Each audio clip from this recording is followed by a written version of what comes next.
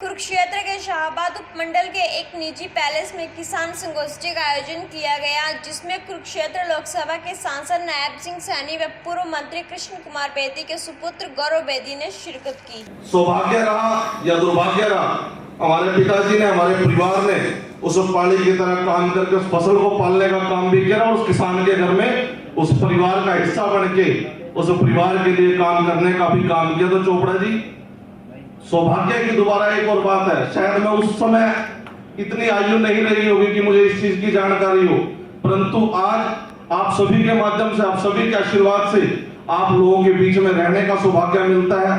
रोज नई नई जानकारियां मिलने का सौभाग्य मिलता है और वो जानकारियां और वो दर्द और वो आपकी खुशी भी वो हम तक पहुंचती है। जब वो खुशी पहुंचती है तो मेरे घर में, हमारी पार्टी में वो खुशी होती है। अगर आप लोग दुखी होते हो तो वो दुख हमारे तक भी पहुंचता है, वो केवल आपका दुख नहीं होता। किसान की भागीदारी प्राथमिकता हमारी। किसान इस आज़ादी के अमृत महोत्सव में किसान गोष्ठी का आयोजन किया गया, जिसमें भारी संख्या के अंदर आप लोगों ने देखा कि यहाँ किसानों ने भाग लिया। और इस गोष्ठी में जो हमारे साइंटिस्ट थे, जो हमारे कृषि वैज्ञानिक थे, उन्होंने किसानों को नए नए तरीकों से अवगत कराया ताकि किसान की जो पैदावार है वो बढ़े, किसान के खर्चे कम हो।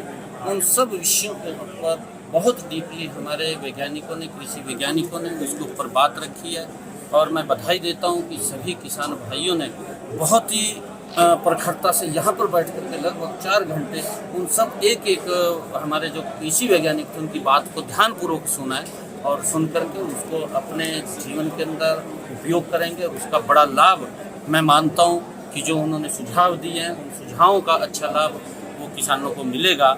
और सरकार की ये सोच रहती है, देश के प्रधानमंत्री आदरणीय नरेंद्र मोदी जी और हमारे हरियाणा प्रदेश के लोकप्रिय मुख्यमंत्री मनोहर लाल जी, उनकी लगातार एक सोच है कि किसान की पैदावार कैसे बढ़े, किसान की आय कैसे बढ़े, उसके खर्चे कैसे कम हो। लगातार उस दिशा के अंदर हमारी सरकार काम करती रहती है और बहुत विभिन्न योजनाओं के माध्यम से किसान तक लाभ पहुंचाना और उसके हित के अंदर काम करना, ये सरकार की प्राथमिकता है और उसके लिए हमारी सरकार काम कर रही है। क्योंकि उसकी चर्चा मैंने भी की है कि गेहूं की पैदावार अब की बार कम आई है किसानों को, और उसके लिए क्योंकि लगातार वो सरकार के ध्यान के अंदर भी और सरकार लगातार उस हित के अंदर काम करती रहती है। मैं तो ये मानता हूँ कि प्रधानमंत्री फसल बीमा योजना, प्रधानमंत्री फसल बीमा योजना का अगर लाभ लेते हैं तो उसके तहत अगर किसान की जो फसल है, किसान की फसल अगर 1 एकड़ से 20 क्विंटल गेहूं का उत्पादन होता है और उससे 10 क्विंटल निकल रहा है, तो 10 क्विंटल की भरपाई भी प्रधानमंत्री फसल बीमा योजना के माध्यम से की जाती है। परंतु उन सब योजनाओं का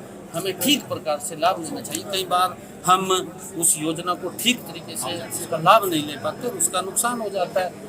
कई बार अभी बीच में से, क्योंकि जब मैं बात रख रहा था तो कई किसानों ने कहा कि मुझे इसका लाभ नहीं मिला जो प्रधानमंत्री फसल बीमा योजना के तहत, परंतु उसका लाभ कई बार इसलिए नहीं मिलता कि वो ठीक तरीके से उसको रजिस्टर्ड नहीं कर पाता और वो उसका लाभ इसी कारण से नहीं ले पाता, तो उसके कारण दिक्कतें आती हैं। उसके लिए अधिकारियों को मैंने तुरंत कहा है कि अधिकारी बैठे हैं, चाहे हमारे कृषि वैज्ञानिक हैं और चाहे और अन्य अधिकारी उसके अंदर लगाए हुए हैं, वो सब उस बात को ध्यान में रखते हैं ताकि किसान तक उसका लाभ पहुँचे। क्योंकि उसके लिए, क्योंकि हर जिला के अंदर अपने अपने क्योंकि पशुओं के चारे के लिए कहीं ना कहीं दिक्कतें आ रही हैं और उस दिक्कतों में कि व्यक्ति स्टेट से बाहर जा कर के ना उसको सेल करें, कि हमारे यहाँ पर अपने पशुओं के लिए चारा रहे। सरकार ऐसा नहीं है कि उसकी कहीं समस्या नहीं आनी चाहिए। और कहीं ना कहीं जो अगर कोई बाहर सेल हो जाती है या कहीं और चला जाता है तो किसान को ही दिक्कत उसकी आने वाली है आने वाले समय के लिए, कि वो दिक्कत ना हो,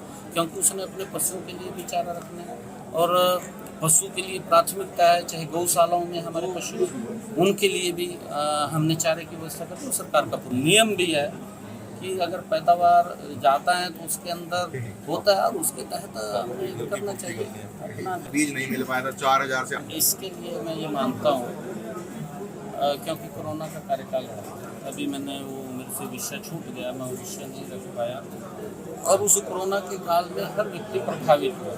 हम अपनी दुकान पर नहीं जा सकते थे, अपनी फैक्ट्रियाँ बंद हो गई थी, हम काम पर नहीं जा सकते थे, हम घर में बैठे रहे। जब घर में बैठे रहे कहीं ना कहीं उसकी दिक्कत आई है। जब आपके सामने खाद की इन 7 वर्षों में दिक्कत नहीं, अब आ गई। इसी कारण से आई क्योंकि फैक्ट्री बंद थी, उत्पादन नहीं हो पाया, और उत्पादन नहीं हो पाया फिर भी उस पूर्ति को लगातार सरकार इधर उधर से करके उसको पूरा करती रही। कहीं स्टॉक ज़्यादा होगा उसको ला करके यहाँ पर किसान तक पहुँचाने का काम किया, परंतु उसका प्रभाव वो कोरोना का था। कोरोना के प्रभाव के कारण इस प्रकार के दिखते हैं। हमारी ऑथराइज कंपनियाँ वो बीज अच्छा किसान को दें, किसान को अच्छा बीज मिलेगा तो उसकी पैदावार अच्छी होगी तो उसको लाभ मिलेगा।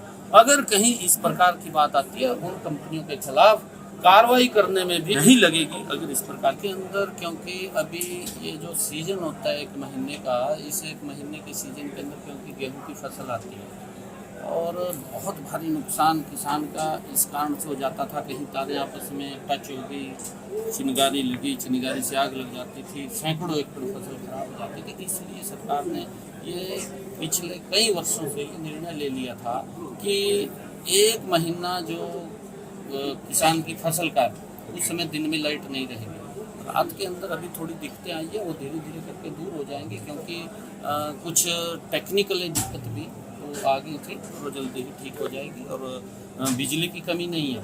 पहली बार है कि हरियाणा के अंदर मनोहर लाल जी के